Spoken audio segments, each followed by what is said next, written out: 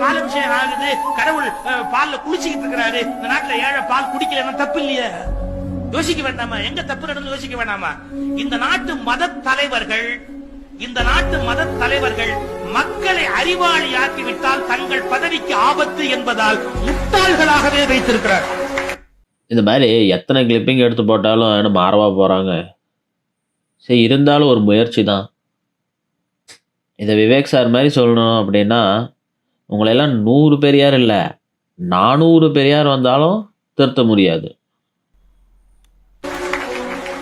இந்த நாட்டு மத தலைவர்கள் மக்களை அறிவாளியாக்கிவிட்டால் தங்கள் பதவிக்கு ஆபத்து என்பதால் மேலும் மேலும் மேலும் மக்களை முட்டாள்கள் ஆக்குவதை மத தலைவர்கள் விரும்புகிறார்கள்.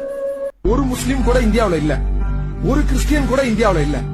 அப்ப நீயும் நானும் யாரு சொல்லு? இந்து தான். அதுல என்ன சந்தேகம்? மண்ணாங்கட்டி. நம்ம நாட்டுல உண்மையான ஹிந்துன்னு சொல்லிட்டு இருக்கிறவன் யாரு? யாரா அவா? அவங்கள நம்ம தொட முடியுமா? இல்ல அவங்க வீட்டுல தவிச்சவாக்கி தண்ணி தான் குடிக்க முடியுமா? முடியாதுடா, சத்தியமா முடியாது. அப்போ முஸ்லீமும் கிறிஸ்டியனும் போயிட்டா நீ நானும் ஹிந்து இல்ல. பல்லன் பறையன் சக்கலியன் நாடான் தேவன் இப்படி ஏதாவது ஒரு ஜாதிக்கு சொந்தக்காரனாக்கி பார்ப்பனிய மறுபடியும் நம்மளை அடிமைப்படுத்தி வச்சிரும். அப்புறம் பார்ப்பனியத்துக்கு அடிமையா இருந்து இந்த நாட்டுக்கும் அடிமையா இருந்து இப்படி ஒரு வாழ்க்கை வாழ்றதை விட ஒரு கட்டு விறகுல சாகலாங்க. பார்ப்பனர்கள் எல்லாருமே அந்த மாதிரி மைண்ட் செட் உள்ளவங்க அப்படின்னு நம்ம சொல்ல முடியாது. அதில் எல்லா நல்லவங்களும் இருக்கிறாங்க, இந்த மாதிரி மைண்ட் செட் உள்ளவங்களும் இருக்கிறாங்க.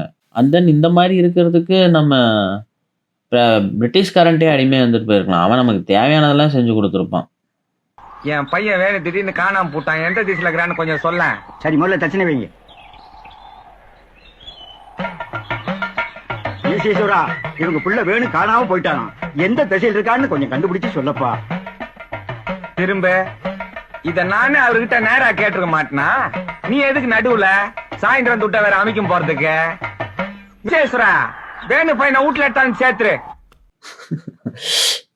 இதுக்கு தான் தமிழில் அர்ச்சனை பண்ணுங்க அப்படின்னு இந்த சட்டத்தை கொண்டு வந்தாங்க. சமஸ்கிருதத்தில் அர்ச்சனை பண்ணால் நமக்கு அது சமஸ்கிருதம் தெரியுமா?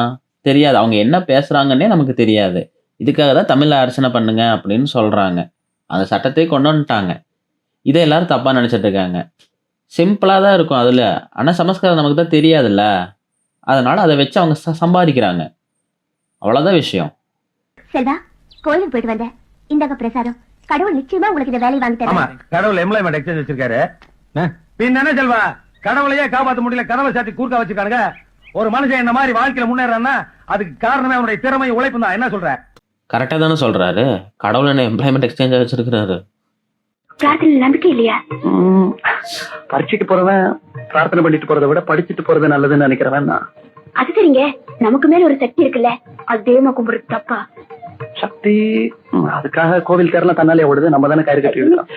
அப்ப அவங்க என்ன நினைக்கிறாங்கன்னா, ஆங்கிலம் படித்தால் சனாதன கோட்பாடுகளை நம்ப மாட்டான், நாம் சொல்லுகிற பொய்களை நம்ப மாட்டான். ராமர் பாலம் கட்டினார்னு நம்ம சொன்னோம்னா உள்ளூர் புராணங்களை மட்டுமே வாசித்தவன் நம்பிடுவான். ஆங்கிலம் படித்தவன் என்ன கேட்பான்? அதற்கு ஆதாரம் இருக்கிறதா என்று கேட்பான். ஆங்கிலத்தை கற்றுக் கொடுக்கிறவன் அறிவியலை கற்றுக் கொடுக்கிறான். இப்போ ஆணுக்கும் பிறந்தவன் தான் ஐயப்பன் என்று புராணங்களில் எழுதி வச்சிருக்கிறான். இதற்கு அறிவியல் ஆதாரம் கேட்டால் என்ன ஆகும்? என் கடவுள் நம்பிக்கைவன் கொச்சைப்படுத்தி விட்டான். அப்போ அறிவியலை கற்றுக் கொடுக்கிறவன், ஆங்கிலத்தை கற்றுக் கொடுக்கிறவன் அறிவியலை கற்றுக் கொடுக்கிறான். அறிவியலை கற்றுக்கொண்டால் அவன் RSS கோட்பாடுகளுக்கு கேள்வி கேட்பான். கேள்வி கேட்டால் அவர்களுடைய சனாதனம் என்று சொல்லக்கூடிய அந்த பொய் திரை விலகிவிடும். அது அவர்கள் அச்சப்படுகிறார். இவர்களே வெளிநாட்டுக்கு போறாங்க. அமித்ஷா எந்த மொழியை பயன்படுத்துவாரு? இங்கிலீஷ் தான் பேசுவார். வேற என்ன வழி இருக்கிறது? மோடி உலக நாடுகள் மொத்தமும் போறாரு. அவர் ஆங்கிலத்தை பயன்படுத்துகிறாரா, இல்ல குஜராத்தி மொழியில பேசிட்டு இருக்காரா, இந்தி மொழியில பேசிட்டு இருக்காரா? இதுக்கு மேல யாராலையும் இவ்வளவு தெள்ள தெளிவா இங்கிலீஷோட இம்பார்ட்டன்ஸ் சொல்ல முடியாது. சின்ன சேனலுக்கு எதா இருந்தாலும் அது கொஞ்சம் ஆதரவு கொடுங்க. உங்க பொண்ணான கையை கொண்டு அந்த பெல்லில் தட்டிடுங்க. அவங்களுக்கு சப்ஸ்கிரைபர் 5-10 ஏறுனா அவங்க மனசு சந்தோஷப்படும். அவங்க வீடியோவும் பாருங்க.